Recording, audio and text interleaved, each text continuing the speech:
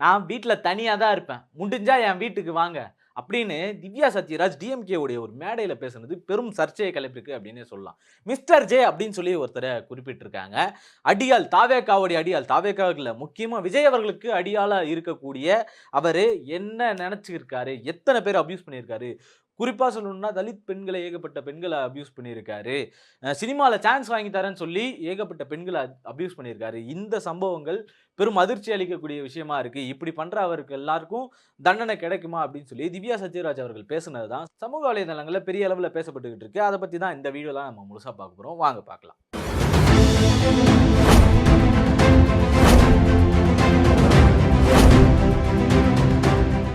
வணக்கம் அன்பு தமிழ் சொந்தங்களே.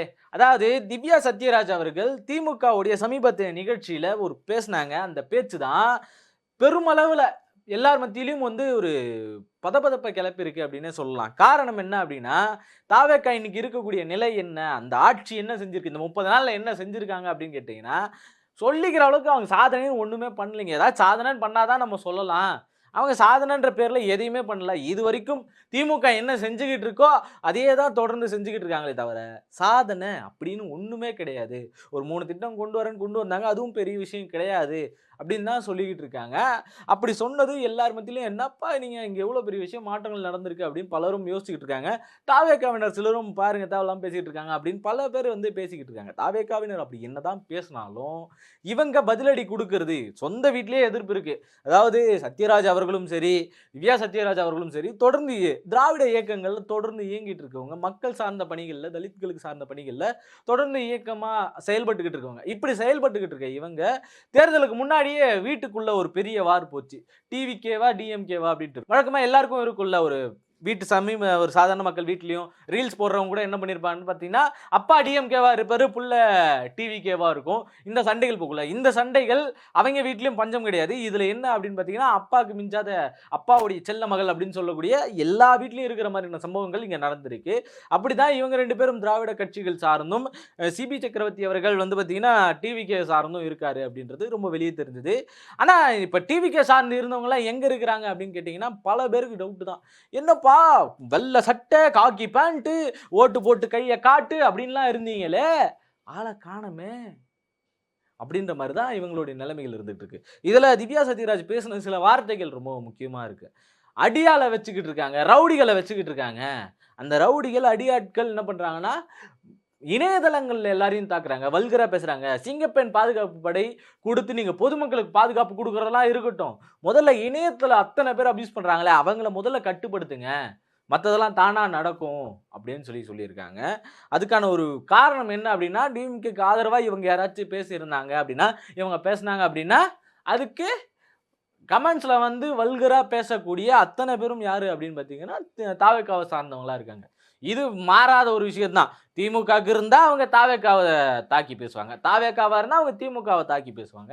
இது வழக்கமா இருக்கக்கூடிய விஷயம் தான். ஆனா, வல்காரிட்டியா பேசுறது இருக்குல்ல, இது இந்த சைடுல ரொம்ப அதிகமா இருக்கு. அதுவும் ஃபேக் ஐடிஸ வச்சு நெறைய பண்ணிக்கிட்டு இருக்காங்க.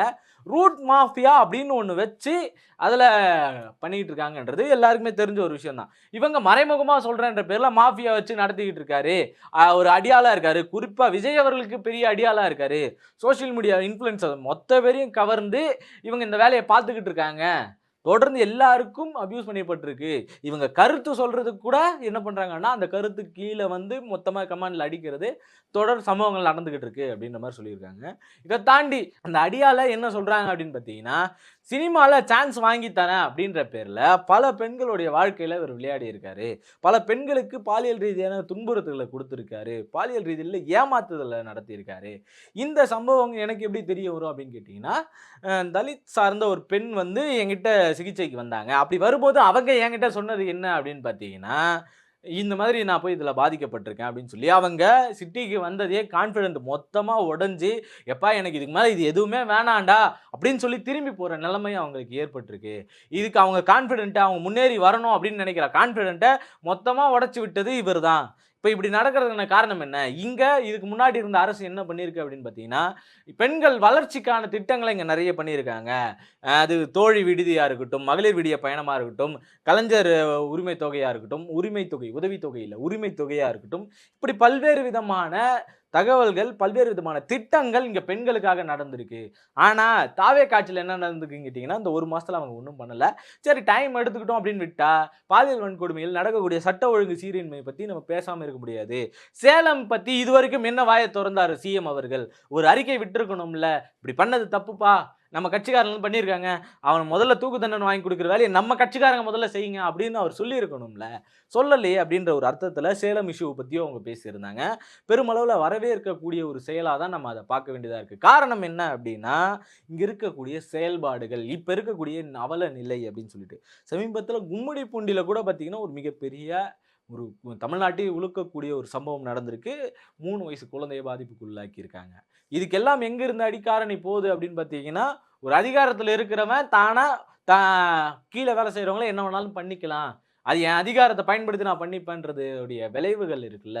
அந்த விளைவுகள் அங்க நடந்தாலும் தப்பு தான். இங்க இது நடந்தாலும் தப்பு தான். அதனுடைய இன்னொரு மாறுபாடு. படிச்சவன் அப்படி பண்றான், படிக்காதவன் இப்படி பண்றான் அப்படின்றத ஒரு வெளிப்பாடுகள் தான். இங்க ஆண்கள் தொடர்ந்து தவறுகள் செஞ்சுகிட்டே இருக்காங்க. அது எல்லாத்தையும் எப்ப நீங்க தட்டி கேட்க போறீங்க? திருடன் கையிலேயே சாவி குடுக்குற மாரி நீங்க குடுத்துருக்கணும். ஏன்னா, சாவி அவன் கையில குடுத்துட்டோம்னு வச்சுக்கங்களேன், அவன் சுருட்டிட்டு எல்லாத்தையும் போயிடுவான். ஆனா, இவன்கிட்ட தான் குடுத்தோம்னு நமக்கு தெரியும். இவன் தான் திருடன்னு தெரியும். கண்ணுக்கு தெரியாம எவனோ திருடிட்டு போயிட்டான்னு வச்சுக்கங்களேன், எதுன்னே தெரியாது. என்னடா கண்ண கட்டி காட்டுல விட்ட மாரி, நம்மள அனாதை விட்ட மாரி நின்றுமே அப்படின்ற மாதிரி, நீங்க பாதுகாப்புக்கு பெண்கள் அதிரடி விரைவுப்படைய வச்சிருக்கீங்க. அந்த விரைவுப்படை என்ன செயல்படுதுன்ற இதுவரைக்கும் பார்க்கல நாங்க அப்படின்ற மாரி தான் அவங்க சொல்லியிருக்காங்க. செயல்பாடுகளும் அப்படிதான் இருக்குன்னு நம்ம எடுத்துப்போமே. சரி இதெல்லாம் ஒரு பக்கம் இருக்க. இன்னொரு பக்கம் என்ன சொல்லியிருக்காங்க அப்படின்னு பார்த்தீங்கன்னா, நான் என் வீட்ல தான் இருப்பேன். இதுக்கு முன்னாடியே நான் எலக்ஷன் நேரங்கள்லயே ஜெயிக்கிறதுக்கு முன்னாடியே வந்து என்ன சொல்லியிருக்கேன் பார்த்தீங்கன்னா, என் வீட்டு அட்ரஸ்லாம் குடுத்துருக்கேன். நான் பேசினா என்னைய தாக்கி பேசுறீங்கல்ல, இதான் என் வீட்டு அட்ரஸு. என் வீட்ல எங்க அப்பா கூட ஷூட்டிங் போயிட்டாரு. நான் தனியா தான் இருக்கேன். முடிஞ்சா வாங்க. தைரியம் இருந்தா வாங்க அப்படின்னு சொல்லி அவங்க பேசுனது பெரிய அளவுல சர்ச்சையை கிளப்பியிருக்கு. அந்த அடியாள் அடியாள் அப்படின்னு சொல்றீங்களே, யார் அந்த அடியாளு அப்படின்னு சொல்லி பிரஸ் எல்லாரும் கேள்வி கேட்கும்போது, இவங்க ஒரே வார்த்தையா, இல்ல நான் மேடை நாகரிகம் கருதி நான் அந்த இடத்துல அந்த பேரை சொல்லாம இருக்கேன். அவங்கள வேணுனா நான் இங்க கேட்கறதுனால நான் ஒரு ஹிண்ட் மாரி குடுக்குறேன்ற பேர்ல சொல்றேன்ற பேர்ல ஹிண்ட் மாரி ஒண்ணு குடுத்தாங்க. மிஸ்டர் ஜே அவர்கள் அப்படின்னு சொன்னாங்க. ஜே அப்படின்னதும் இங்க பரவலா எல்லாருக்குமே தெரியப்பட்ட ஒரு ஆள் யாரு அப்படின்னு நான் சொல்ல வேண்டியதில்ல. உங்களுக்கே தெரியும் அந்த ஜே, மிஸ்டர் ஜே யாரு அப்படின்றது. உங்களுக்கு தெரியும் அப்படின்னு நான் நம்புறேன். சப்போஸ் தெரியல அப்படின்னா எனக்கும் தெரியல.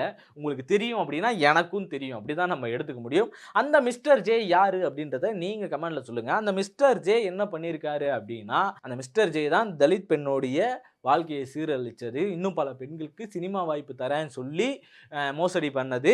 அது மட்டும் இல்லாம இன்னும் பல பெண்கள வரவிடாம தடுக்கிறது இவங்க தான். சோசியல் மீடியால மாஃபியான்னு ஒண்ணு வச்சுக்கிட்டு இவங்க பண்ணக்கூடிய செயல்கள் எல்லாமே இதுதான் அப்படின்னு சொல்லிட்டு இருக்காங்க. நான் ஆரம்பத்திலேயே சொன்ன மாரி ரூட் மாஃபியாவா இது இருக்குமோ? ஏன்னா தாவேக்கான்றப்ப ரூட் மாஃபியான்னு எல்லாரும் பேசிக்கிட்டு இருக்காங்க.